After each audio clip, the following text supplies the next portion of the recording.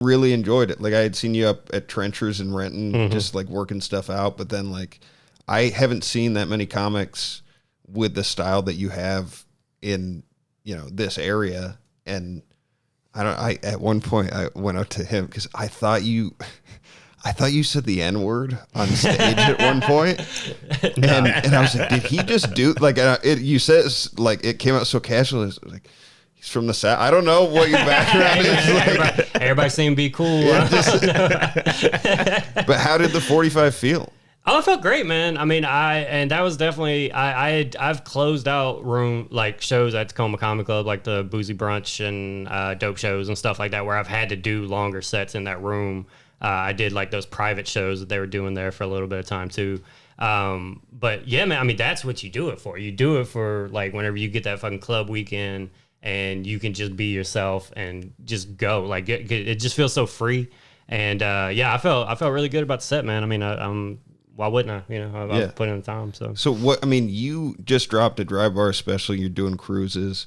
You're kind of back to headlining. What's next for you guys? Like, what are you looking at doing? Because you said you were going to move or whatever. Yeah, we had a whole plan in like 2021 to move to New York. Yeah, we were going to New York before the pandemic. Yeah, really? Yeah. And then the pandemic hit in 2020, so that messed up all of our money and everything. So now we're just, for a while, honestly, it just kind of felt like we've just been figuring it out again. Because it's like, you know, what is the landscape going to look like as things shake out and like all that? There's a little bit of like stop and start. Yeah. That was going on. A lot of the clubs I was into have like switched management, switched stuff up, and I just haven't reached out to them yet because it's been a while. But right now, I think the move for us now is just trying to like work on social media and like that kind of stuff and put out more content that way. Because you guys started a podcast, which everybody watching should check out. What's that called? The Blunt People Podcast. Okay. Yeah, that's a good one. And then check out my YouTube. I think I'm like... You're close to monetizing, I think, like 13 subscribers away. Okay, yeah. It means so much to him. Please check. So cool. It'll be pennies, but I'm so excited. Yeah. Hey, man, that's a big deal. Vanessa Dawn and Aaron Engel are also on the Blunt People podcast with us. Vanessa's been on. I still need to have Aaron on. She's very funny and... She's so funny, man. Yeah. We recorded an episode last night or whenever we did, and like when we got off, that was the first thing I told Travis. I was like, "She's so funny, dude. Yeah. Like she's so much like we're all like weird comic funny, and Aaron is just like genuinely a funny person. Oh yeah, so and she's very sweet. Like she did a lot for a lot of my friends starting out, so I got a lot of respect for her. What's the podcast like? What's the theme of the pod?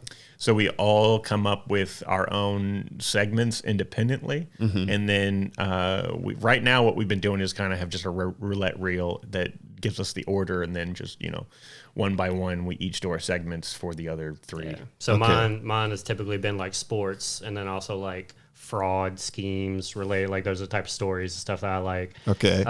Travis has been more like in the science lane. Vanessa does Nessa with the news. She does news stories. Okay. And then Aaron Engel does hacks, snacks, and personal attacks.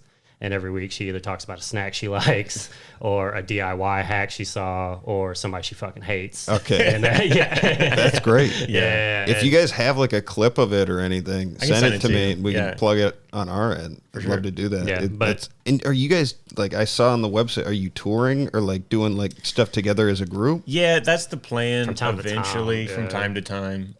Yeah, because it's just everything is so different right now. Whereas like I just tweeted that I got like a Sound Exchange check yesterday, which just kind of put me like, oh, well, money's nice now. So now it's like my focus is... Wait, what's that? Sound Exchange? Yeah. So that's like, as a comic, you want to sign up for that because any kind of like, if you have tracks out there that are getting like radio play, they make sure you get paid for all of it's like your royalties from it. Yeah. So you have to have an album though to do it? Yeah, but some people don't even realize like they've been on stuff like, like sometimes there'll be like these compilation tracks of comics or whatever that will be on Sirius or whatever. Really? And you'll get little kickbacks from that. You never know, man. Decent? His was. Yeah. I made, the check was $7,772. Wow. From just like however many years of those tracks that have been out there, he finally just now What cashed were they? in Like on your own tracks? Or? No, at a certain point, a guy came through with a company called On Tour Records, and he just had like 5 or 6 Seattle comics come to a show, and we each did like 20 minutes, and then he cut those up and then put it online. But at that point, I was already trying to get my dry bar in and done, so I already had those tracks done, and they had to be clean. So it was like, yeah, boom, boom. Like, I know the tracks I'm going to use. Hell yeah! And, congratulations, dude, that's fucking great.